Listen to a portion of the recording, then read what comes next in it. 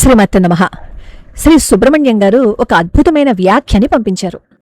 అందరూ ఏకేశ్వరోపాసన చెయ్యండి, ఇతర దేవతలను వదిలేసి ఒక్క నారాయణుడినే పూజించండి, కోరికలు తీరతాయి.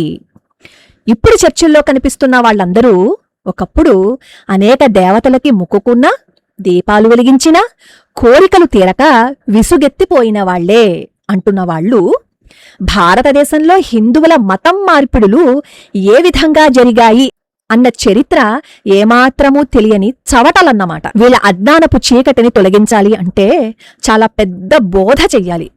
ఏకేశ్వరోపాసన అనేది క్రైస్తవ ముస్లిం ప్రచారకుల విమర్శలకు సమాధానం చెప్పి వాళ్ల నోళ్లు మూయించే సామర్థ్యం లేని బుద్ధిహీనులకు పట్టిన జాడ్యం. వివేకానందుడు అలాంటి సమాధానాలు అంతర్జాతీయ వేదికల మీద చెప్పి ప్రతిపక్షుల నోళ్లు మూయించారు. ఆయన ప్రసంగాలు చదువుకుంటే దొరుకుతాయి, మన బుద్ధిహీనుల ఉన్మాదాన్ని తగ్గిస్తాయి.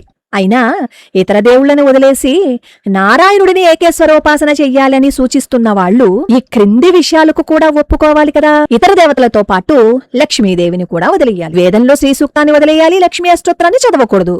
లక్ష్మీం క్షీర సముద్ర రాజతనయాం అనకూడదు. రంగనాయకిని పూజించకూడదు.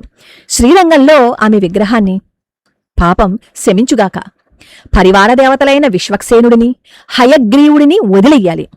హయగ్రీవముపాస్మహే అనకూడదు. హరివంశంలో కృష్ణుడు శివుడి కొరకు తపస్సు చేసి ప్రద్యుమ్నుండి సంతానంగా పొందిన కథని చెరిపేయాలి.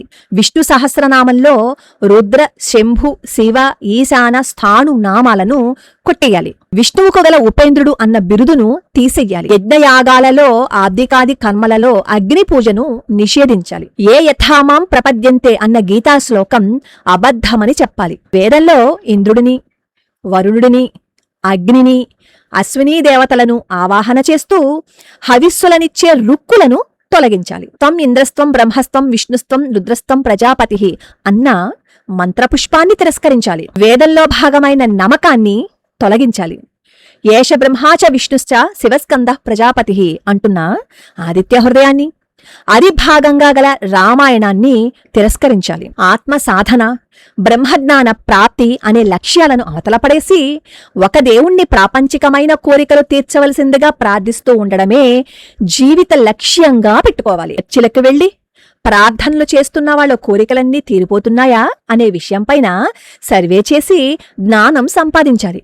ఇవన్నీ తమ సంప్రదాయంలోని వాళ్ల చేత, తమ అనుచరగణం చేత అనుసరింపజేసి ఆ తరువాత లోకానికి బోధించాలి. ఇవన్నీ ఒకసారి అందరూ ఆలోచించవలసిన విషయాలే కదా.